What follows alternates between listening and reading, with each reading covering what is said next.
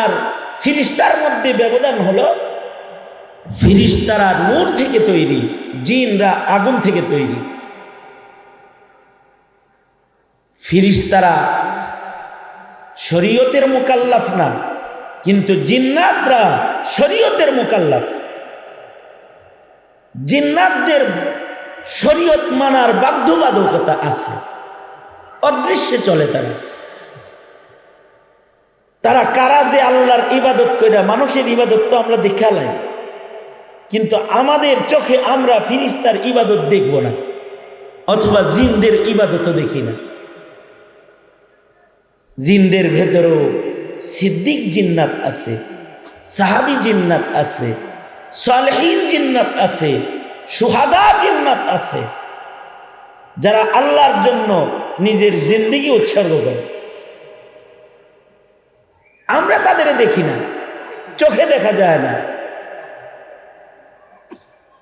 আগুন থেকে আল্লাহ তাআলা তাদের বানাইছেন।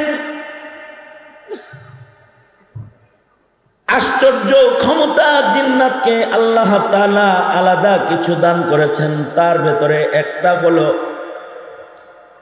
লম্বা হায়াত এবং মওত পর্যন্ত যৌবন, বার্ধক্য নাই। তাদের দেহের ভেতরে যৌবন মওত পর্যন্ত থাকবে। এটা জিন্নাতদেরকে দেয়া আলাদা আল্লাহ পাকের দেয়া নিয়ামত। মৃত্যু পর্যন্ত যৌবনের মালিকানা। ইনসানের মওত পর্যন্ত যৌবন নাই। বয়স হয়েছে তো আয়েসা হয়ে গেছে, যৌবন নাই, বৃদ্ধ হয়ে গেছে। যৌবন শক্তি আল্লাহ তাআলা তেমন কেড়ে নিয়েছেন, যেমন জন্মের পরে যৌবন ছিল না। সুম্মা রাদাদনাহু আসফালা সাফিলিন, একেবারে জন্মের সময় যতটুকুন সবল ছিল, মৃত্যুর আগে তার চেয়ে তো বেশি দুর্বল করা হয়। এত দুর্বল করে দেয় আল্লাহ তাআলা। কিন্তু জিন্নাতদের মওত পর্যন্ত তাদের যৌবনের হেফাজত আছে, তাদের যৌবনে ভাটা নাই একটা। দ্বিতীয় নাম্বার অলৌকিকত্ব এই মাখলুকের ভেতরে, ইয়াতাশাক্কালু বিআশকালিন মুখতালিফাতিন, এই জিন্নাতরা নিজেদেরকে বিভিন্ন আকৃতিতে পেশ করতে পারে। কখনো সাপের আকৃতি, কখনো বিড়ালের আকৃতি, কখনো মানুষের আকৃতি ধারণ করার মতো ক্ষমতা আল্লাহ তাদের দান করেছেন। জিন মানুষের আকৃতি হইতে পারে। এ কারণে রানী বিলকিসের ব্যাপারে ইখতিলাফও আছে। কেউ কেউ বলে সে জিন, সুলাইমান আলাইহিস সালাতু ওয়াস সালাম সে জিন না ইনসান, এটা পরীক্ষা করার জন্যই আশ্চর্য ফ্লোর বানাইছিলেন, যেটা দেখলে মনে হয় পানি, আসলে কাচের তৈরি, গ্লাসের তৈরি ফ্লোর, যার উপর দিয়ে রানী বিলকিসকে হেঁটে যেতে হবে। উদ্দেশ্য ছিল জিন আর ইনসানের ভেতরে বিয়ে জায়েজ না না জায়েজ, এটা নিয়েও ইখতিলাফ আছে। উদ্দেশ্য ছিল যদি সে জিন্নাত হয় তাহলে নবী হয়ে তাকে বিবাহ করব কি করব না, জিন কিনা পরীক্ষা করে। তবে জিন্নাতরা যদি মানব আকৃতি ধারণ করে তো তাদের পিণ্ডলির ভেতরে পশম থাকে, ঘন পশম থাকবে। এ কারণে হযরত সুলাইমান, তাফসীরে আছে, বিলকিসের পিণ্ডলি দেখার জন্য আশ্চর্যকর ঘরের মেঝে নির্মাণ করেছিলেন, যা দেখে রানী বিলকিস নিজের কাপড়কে হাঁটু পর্যন্ত উঠায় ফেলেছিল যে পানির উপর দিয়ে হেঁটে যেতে হবে। সুলাইমান আলাইহিস সালাতু ওয়াস সালাম এই ফাঁকে তার পায়ের পিণ্ডলি দেখেছেন।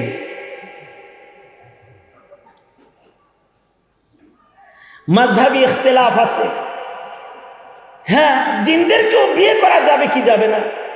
কেউ কেউ বলছে যাবে, কারণ হলো জিন যখন মানুষের আকৃতি ধারণ করে তখন তার ভেতরে মানব রক্ত ও মানব বীর্য প্রবাহিত হয়।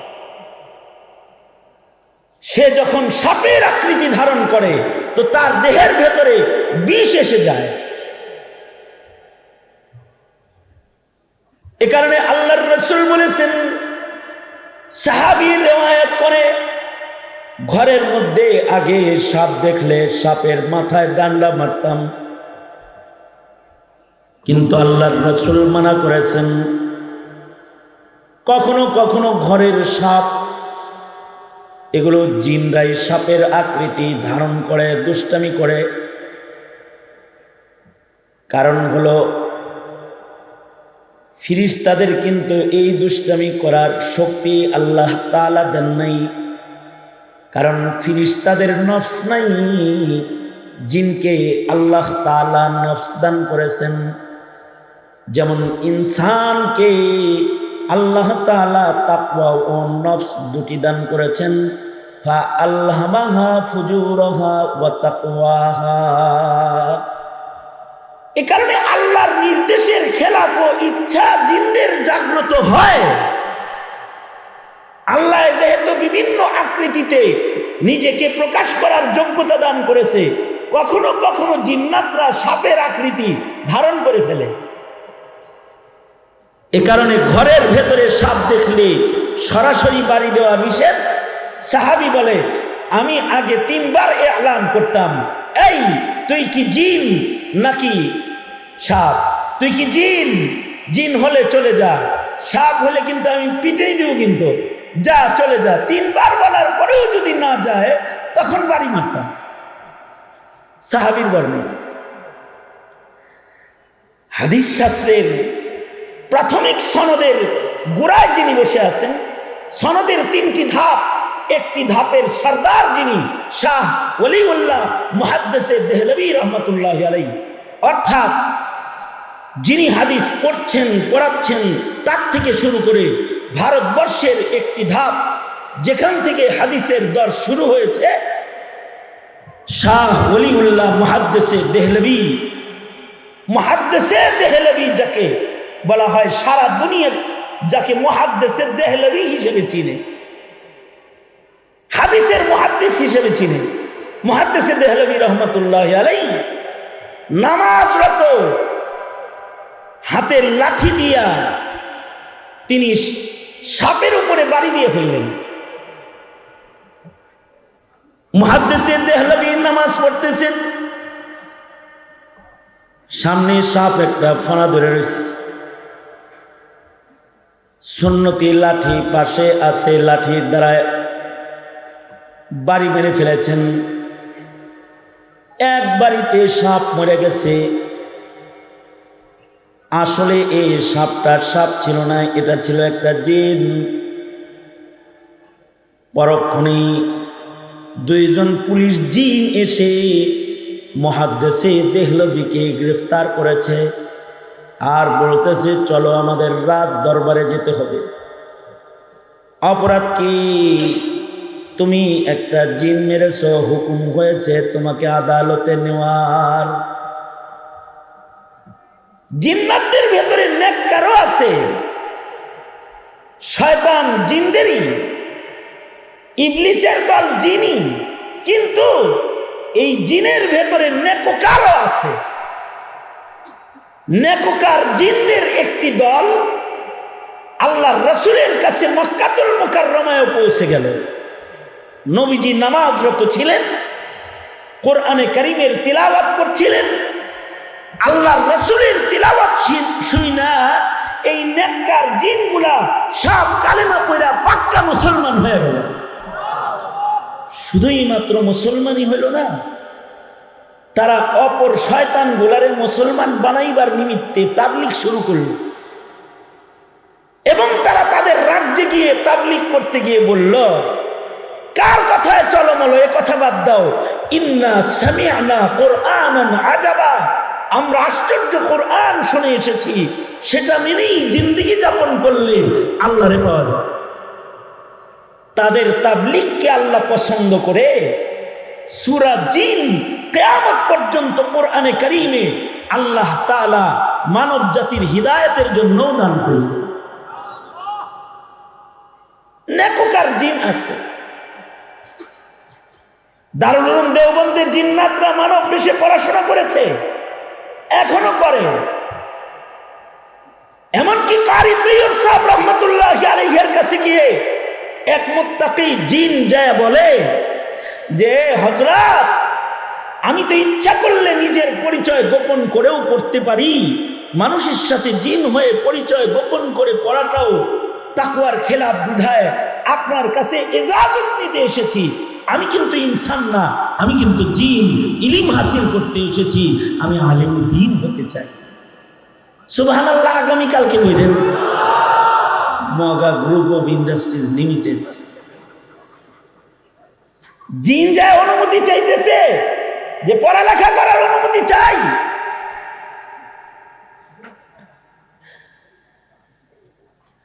জিন্নাতরা মানুষের আকৃতিও ধারণ করে,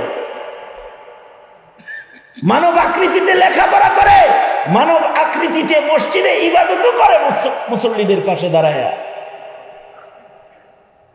যদি সে নেককার জিন হয়। মুহাদ্দিসে দেহলভী রহমাতুল্লাহ আলাইহি জিনদের হাতে গ্রেফতার হয়ে গেলেন। ওনাকে জিনদের রাজ্যে নিয়ে যাওয়া হলো। যায় দেখি জানাজা তৈয়ার হয়েছে, কাফনে সজ্জিত একটা মাইয়েত সামনে আছে। বহু জিন্নাত প্রায় একত্রিত বসা আছে।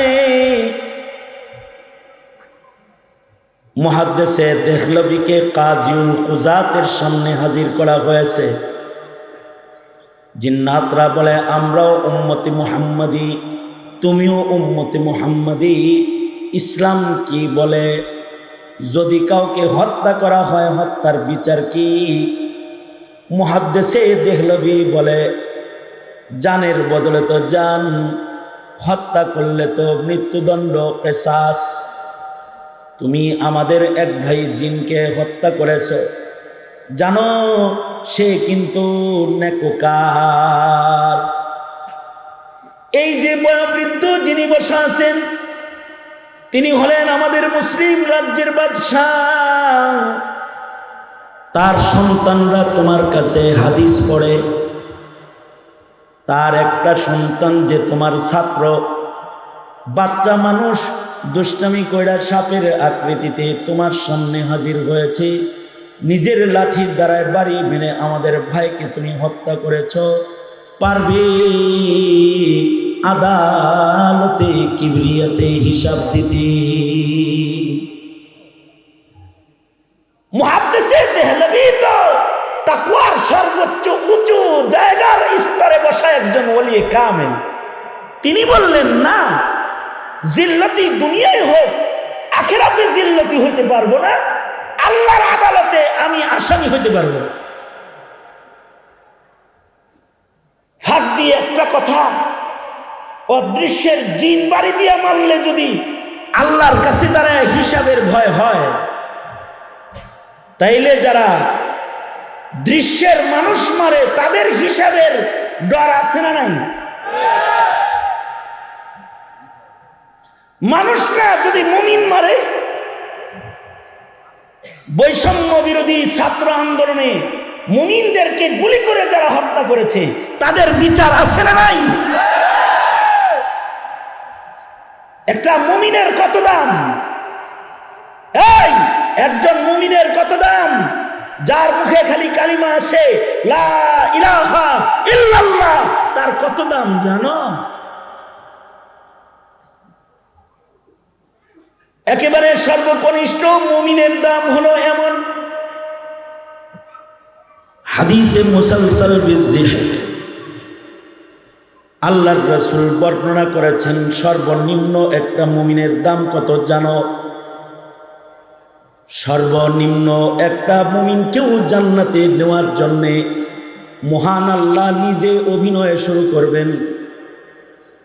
আমার বান্দাটা জাহান্নামে আছে, তার হৃদয়ে আমার বিশ্বাস আছে সর্বনিম্ন মুমিন তার কোনো ইবাদত নাই, কিন্তু ফিরিস্তারা দিয়ে ওরেও আমার কাছে আনতে হইব, তাই আমি বাহানা শুরু করলাম। আল্লাহ তাআলা বাহানা করবে, আদেশ করবে জাহান্নামের ফিরিস্তাদেরকে, ওকে জাহান্নামের মাঝখান থেকে সরাইয়া জাহান্নামের পাশে কিনারায় নিয়ে আসো, যেখান থেকে জাহান্নামের বাইরে মনোরম দৃশ্যগুলো দেখা যায়।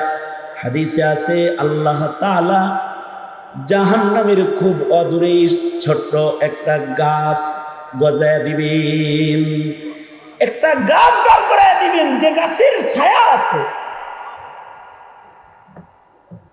ন্যূনতম ঈমান ভিতরে থাকার কারণে আল্লাহ তাআলা ঈমানদারের লগে কথা বলবেন। বলবেন কি, এই আমার বান্দা, তোর হৃদয়ে ঈমান আছে, তুই আমার কাছে কি চাস? বান্দা কি চাও? কাছে তো আইনা দিছি, কি চাও? বান্দা চিন্তা করবে, আসি দোজকে, বেশি কিছু চাই বিপদে করুন নাকি? সে বলবে, আল্লাহ আপনার জাতের কসম করে বলি, অন্য আর কিচ্ছু আমি আপনার কাছে চাইব না। ওই আরাফের উপরে ওই যে গাছটা ছায়া আছে যেখানে, ইন দিয়ে বাইর করে যদি ওই গাছের ছায়ার নিচে একটু বসতে দেন, বাস আমার মনের আশা তাতেও পুরা হয়ে যায়। আল্লাহ তাআলা ফিরিস্তাদের আদেশ করবে, ওরে বাইর করে নিয়া গাছের ছায়ার নিচে বসা, গাছের ছায়ার নিচে বসে যাবে। কিছু সময় পর আল্লাহ তাআলা তার থেকে একটু দূরে আর একটা গাছ দাঁড় করাইয়া দিবেন। আশ্চর্য, ওই গাছের ছায়ার জায়গাটা যেখান থেকে আবার জান্নাত দেখা যায়। একটু পরে বলবে, কেমন আছো বান্দা? আসি ভালো, কিন্তু এখানেও দোজখের গরম আগুন লাগে, জাহান্নামের আগুনের বাতাসে গাছ ছেঁচলে যায়, পুড়ে যায়। আপনার জাতের কসম আর কিছু চাইব না, যদি খালি ওই দূরের গাছের নিচে আমারে বসা। আল্লাহ তাআলার কাছে একটা কালিমাওয়ালার এত দাম, আল্লাহ তাআলা কালিমাওয়ালাকে বাহানা করে জান্নাতের পাশের গাছের ছায়ার নিচে নিয়ে বসায়া দিবি, যেখান থেকে জান্নাতের নাজ নেয়ামত হুর গেলমান ভেতরের দৃশ্য দেখা যায়। বান্দা এবার গাছতলায় বৈশা বৈশা মাওলার জান্নাতের নিয়ামত দেখে। আল্লাহ তাআলা তার যাররা ঈমানের কারণে তাকে বলবে, এরে আমার বান্দা, বারবার এদিকে চাস কেন, কি আরো কিছু চাওয়ার আসেনি? বলবে, আল্লাহ আপনার জাতের কসম করে বলতেছি, অন্য আর কিছু চাই না। ওই জায়গায় যদি একটু চেয়ার দিয়া বসার জায়গা খালি দেন, তাতেও আমার তৃপ্তি হয়ে যায়। ওই ভিতরে একটু চেয়ার দিয়া বসার জায়গা দেন, চেয়ারের পরিমাণ জায়গা, বসার জায়গা হইলে হইছে। আর কি চাও তুমি বলো? বান্দা তো চায় শুধু বসার জায়গা। আল্লাহ বলবেন, এই আমার বান্দা, শুধু আমার তাওহীদের ঈমান হৃদয়ে লালন পালন করতে, এই কারণেই এক চেয়ার জায়গা না। পৃথিবী দুনিয়াটা যত বড়, এমন দুনিয়ার 10 গুণ এরিয়ার জান্নাত তোকে ঈমানের বদলে আমি দান করলাম। আর ঈমানদারের প্রতি আল্লাহর মায়া কত, মায়া কত! মায়ার বর্ণনা দিয়ে আল্লাহর রাসূল বলেন, 2 ঈমানদারকে আল্লাহ তাআলা দোজখের আগুনে নিক্ষেপ করার জন্য আদেশ করবে। আশ্চর্য 2 ঈমানদারের হাল। দুনো ঈমানদার যখন দোজখের দিকে যাবে, 2 জনের ভিতরে 2 দৃশ্য। একজন ফিরা ফিরা আল্লাহর দিকে চাইবি, রবের দিকে চাইবি, পরে আল্লাহ ডেকে বলবে, দোজখে লয়ে যাইতেছে ফেরেশতারা, আমার দিকে চাস কেন? বান্দা বলবে, আমি দুনিয়াতে ওলামাদের মুখে শুনেছি, আল্লাহ তুমি বড় রহমান রহিম শানওয়ালা দয়ালু মালিক। দোজকের আগুনে ফেলতে নির্দেশ করেছো, তারপরেও বারবার ফিরে ফিরে তোমার দিকে তাকাই। এজন্য যদি আবার তোমার দয়ার মহাসাগরে যদি একটু ঢেউ উঠি, আর যদি তুমি আমায় রহম করে যদি মাফ করে দাও, দোজকের আগুন থেকে আমি মুক্তি পেয়ে যাই। তাই তোমার রহমতের আশায় বারবার ফিরা ফিরা তোমার দিকে তাকাই। একটা ইমানদারের এত দাম যে আল্লাহ তাআলা বলবেন, আমার রহমতের উপরে তোর এত আস্থা, এত ঈমান, এত বিশ্বাস, যা এ কারণে দোজখ মাফ করে বিনা হিসাব তোকে জান্নাত দিয়ে দিলাম, যা জান্নাতে চলে যা। আর একজন যেটারে টাইনা ফিরিস্তায় লয়ে যাইতেছে, এটারে কেবল দোজখে ফেলবে, এমন সময় আল্লাহ ফিরিস্তাদের ডাকবে, ফিরিস্তারা আমার বান্দাকে আমার দিকে একটু ঘোরাও, আমি একটু কথা বলবো। আল্লাহ বলবেন, এই বান্দা তোর পাশেরটা আমার দিকে তাকায়, কিন্তু তুই দেখি আমার দিকে তাকাছ না। লয়ে যাইতেছে, যাস আর যাস, খালি সামনে যাস, দোজখ চোখে দেখস। বান্দা বলবে, আল্লাহ দেখি দোজখ সামনে, কিন্তু দুনিয়ার মাটিতে তোমার হুকুম মানার জন্য কত বলেছে উলামায়ে কেরাম, তোমার একটা হুকুম মাইনা তোমার বান্দার খাতায় আমি নাম লেখেন। আজকে একটা হুকুম বিচার দিবসে তুমি করেছ, দোজখে যাও। আল্লাহ গো, তোমার এই হুকুমটা মাইনা কমাস কম তোমার বান্দার দপ্তরের নাম লেখানোর জন্য দোজখের দিকে যাই। আল্লাহ বলবেন, আমার হুকুমের উপরে তোর এত আস্থা, আমি মালিকি ইয়াউমিদ্দিন, আমি বিচার দিবসের মালিক, যা তোর জীবনের গুনাহ মাফ করে তোকে জান্নাত দিয়ে দিলাম। মালিকি ইয়াউমিদ্দিন, মালিকি ইয়াউমিদ্দিন, হাকিম ইয়াউমিদ্দিন না, হাকিম না, মালিক, মালিকি ইয়াউমিদ্দিন। বিচার দিবসের বিচারপতি না, মালিক তিনি। কারণ বিচারের পরেও মালিক যিনি, বাদশার কিছু করার থাকে। এ কারণে আমরা তো জেলে ছিলাম, ফাঁসির আসামিগুলোকে দেখা হইতো। টিস্যু বক্সটা ওরে ধরে, ফাঁসির আসামিরা দেখা হইলে তাদের জিজ্ঞাইতাম, মামলা কতদূর? হুজুর বিষয় বেশি ভালো না, রায় তো ফাঁসি।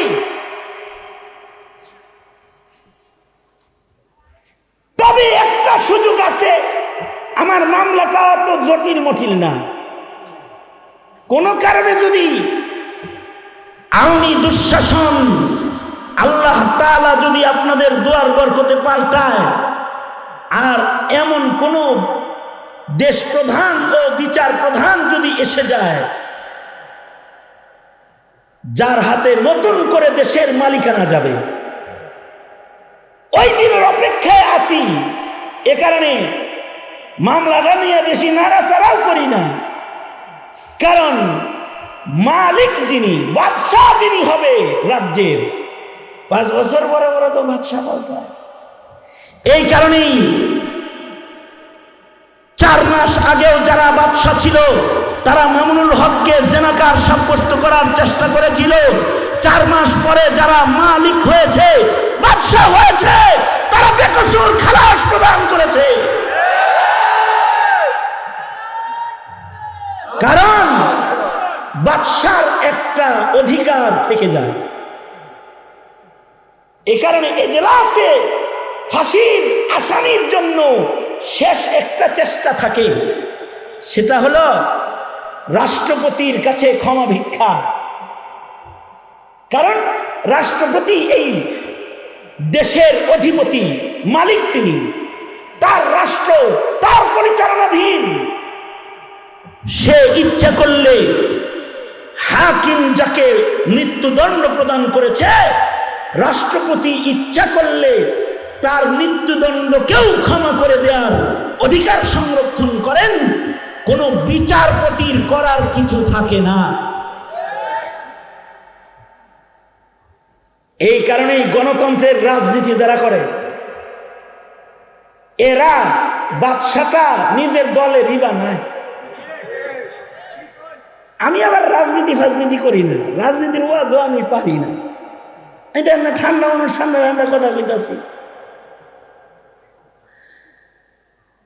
তারা বাদশা বানায় এমন যে বাদশারে কানে ধরে উঠান যায় নিজের মত মতন। কিন্তু বাদশা আসলে সকলার হুকুমতের বাইরে তার অবস্থান। সে ইচ্ছে করলে তার একক ক্ষমতায় ফাঁসির আসামিকেও মাফ করতে পারে। আল্লাহ সূরা ফাতিহাই বলে মালিক ইয়াউমিদ্দিন, আমি বিচার দিবসের হাকিম না, আমি বিচার দিবসের মালিক। ইমানদাররা রে, আমার প্রতি যদি তোদের আস্থা থাকে আর আমার রহমত পাওয়ার মতো চেষ্টা যদি তোদের থাকে, তাইলে কিন্তু আমি বিচার দিবসেও ফাঁসির আসামিকেও বিনা হিসাব জান্নাত দেওয়ার ক্ষমতা সংরক্ষণ করি। আল্লাহু আকবার চিল্লায়ে জোরে আওয়াজ করে বলেন, কারণ সেদিন আমি মালিক ইয়াউমিদ্দিন, বিচার দিবসের মালিক। এ কারণে আল্লাহ তাআলা বান্দাকে বলবেন, বান্দা তুই যেহেতু আমার হুকুমের প্রতি এত সম্মান আস্থা, যা করে মাফ করে দিলাম। আচ্ছা, একটা মুমিনের যদি এত দাম হয় যার শুধু কালিমা আছে, তাহলে যারা তাহাজ্জুদে খতমে কোরআন করে, হৃদয়ের ভেতরে ইলমে দ্বীন আছে, কলবের ভেতরে ইলম আছে, তাকওয়া আছে, নায়েবে নবী আলেমের খাতায় যার নাম, সাধারণ মুমিনের যদি এমন হাল হয় তাহলে আলেমের কত দাম আছে। আর একটা কথা মনে রাখতে হবে, আহলুস সুন্নাতি ওয়াল জামার একটা আকীদা আমি থ্রো করতেছি। আহলুস সুন্নাতি ওয়াল জামার আকীদা হলো সাধারণ কালিমাওয়ালা মুমিনদের মূল্য আল্লাহ পাকের কাছে সাধারণ পুত পবিত্র ফিরিস্তাদের জামাতের চাইতে মুমিনের মূল্য আল্লাহর কাছে বেশি। সাধারণ ফিরিস্তাদের যে দল আছে, এদের চাইতে সাধারণ মুমিনদের দামও আল্লাহর কাছে ফিরিস্তার চাইতে বেশি। আর যদি মুমিনটা হয় আবু বকর মার্কা মুমিন, মুমিনটা যদি হয় উমর মার্কা মুমিন, মুমিনটা যদি হয় উসমান মার্কা মুমিন, তাহলে ইন্নাল মালাইকাতা লাতাস্তাহি মিনহু, ফিরিস্তারা তাকে দেখে শরম পায়, লজ্জা পায়।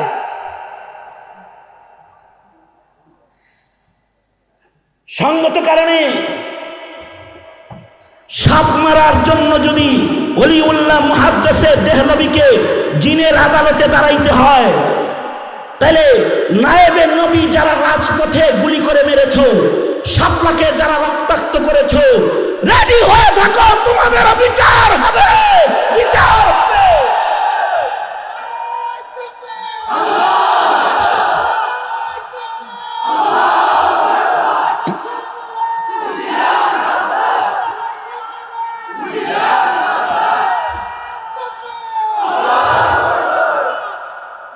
বিচার হবে কি হবে না? হাসিনা ফোন করে বলো যে কোনো সময় আইতে পারি, আসো বিচার হবে, তোমার আসো বিচার হবে।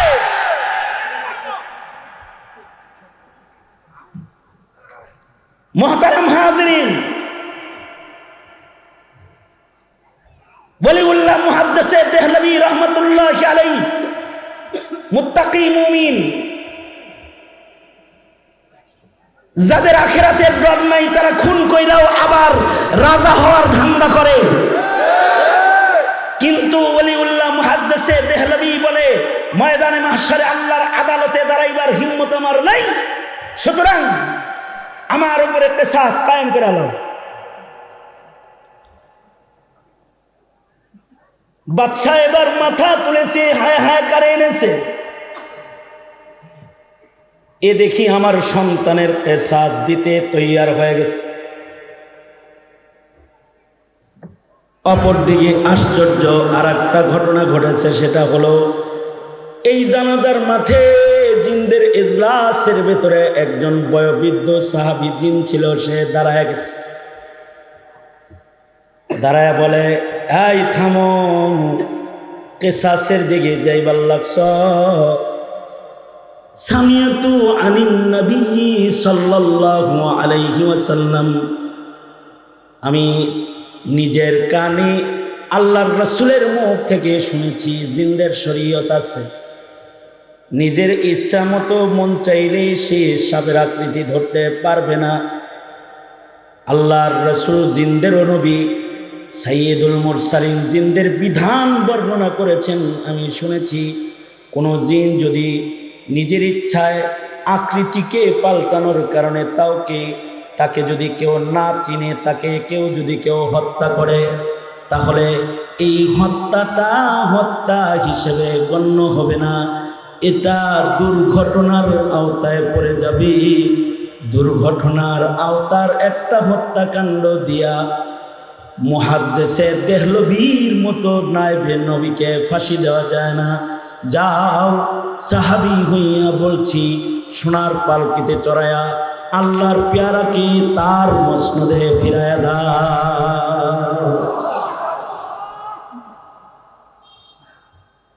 মুহাদ্দিসে দেহলভী রাহমাতুল্লাহির হাল বর্ণনা করতে গিয়ে আমাদের বুজুর্গরা বলেন, উলুমুল হাদিসের খিদমতের কারণে আল্লাহ তাআলা তার মর্যাদা বাড়াইতে তাকে দিয়ে একটা সাপ মারায়া, জিন মারায়া, আল্লাহ তাআলা ওনাকে সাহাবী মানুষ না দেখাইলেও সাহাবী জিনের মুলাকাত করায় ওনাকে তাবিঈর মাকাম আল্লাহ তাআলা দান করলেন।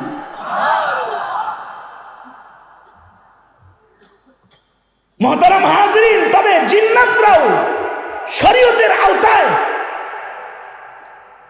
হাইওয়ানাতের ভিতরে কোন হাইওয়ানের শরীয়ত নাই, একটা হাইওয়ান শরীয়তের মুকাল্লাফ, যার নাম হযরতে ইনসান। তাদেরকে আল্লাহ তাআলা বন্ধু বানাইবেন, এলান করেছেন।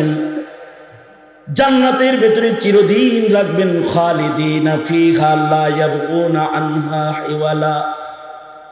তবে এই হযরতে ইনসান যেন ইবলিস শয়তান না হয়ে যায়, অদৃশ্যের শয়তান যে আল্লাহর সাথে যুদ্ধ ঘোষণা করেছে, আল্লাহর বান্দাদেরকে দোজখে নেওয়ার জন্য যে চ্যালেঞ্জ করে, যে আল্লাহ পাকের অভিশপ্ত হিসাবে সে নিজেকে অভিশপ্তের কাঠগড়ায় যে দাঁড় করাইছে, হযরতে ইনসান যেন ইবলিস শয়তানও না হয়, আর এই ইনসান যেন হাইওয়ান জানোয়ারও না হয়।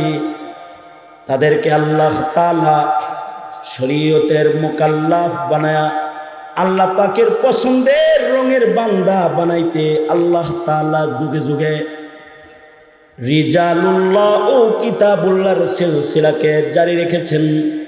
কিয়ামত পর্যন্ত এমন মাদ্রাসার মাধ্যমে রিজালুল্লাহ আর কিতাবুল্লাহর সিলসিলা চালু থাকবে।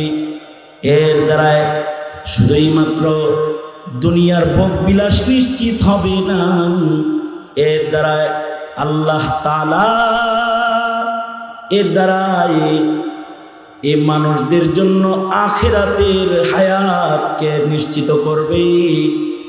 এই মানুষগুলাকে আল্লাহ তাআলা নিজের পছন্দের মানুষ হিসেবে নিজের কাছে জান্নাতে জায়গা দান করবে। তারা হবে হযরতে ইনসান, যারা নফস থাকার পরেও নফসের কথায় চলবে না, তারা হবে আল্লাহর গোলাম। এই গোলামি যেটা ইবাদত, এই ইবাদত লক্ষ্যেই ইনসানকে বানানো হয়েছে। আমার পিতৃতুল্য মুরব্বী, হেফাজতে ইসলাম বাংলাদেশের সংগ্রামী মহাসচিব হযরতুল আল্লামা শেখ সাজিদুর রহমান दामत बरकातहुम तशरीफ এনেছেন। जब पानी आ गया तो तयम्मुम खत्म, हजरत চলে এসেছেন। আমার আলোচনা করার হিল্লাত নষ্ট হয়ে গেছে। এক ইলমি ব্যক্তিত্ব ও আমলি ব্যক্তিত্ব আমাদের মাঝে তাশরীফ এনেছেন, হযরত কথা বলবেন। তবে আমি শুধু এতটুকু সতর্ক বাণী দেওয়ার জন্য সবক তাকরার করেছি, সেটা হলো এই, হে মুসলিম জাতি, তুমিও তোমার প্রজন্ম যেন শয়তান না হয় এবং হাইওয়ান না হয়। এ কারণে ইনসান বানাইতে আল্লাহর মনোনীত কাফেলার মাতাহাত, উলামায়ে কেরামের মাতাহাত জিন্দেগি তোমার জন্য জরুরি, তোমার প্রজন্মের জন্যও জরুরি। কারণ এদের মাতাহাত থাকলে তোমার হায়াত, তোমার প্রজন্মের হায়াত হবে ইবাদত। আর যদি এই হায়াত উলামায়ে কেরামের নিগরানির বাইরে চলে যায়, সেটা হবে শরীয়তের সাথে নফরত, কোরআনের সাথে নফরত, উলামাদের সাথে নফরত, এমনকি আল্লাহ পাকের সাথে আদাওয়াত, নবীর সাথে আদাওয়াতের মতো বড় জায়গায় গিয়ে মুসলিম ঘরে জন্মগ্রহণ করা সন্তান নাস্তিক, মুরতাদ, বেঈমান হয়ে কবরেও চলে যেতে পারে। সুতরাং উলামায়ে কেরাম যেখানে, আমরা আছি সেখানে।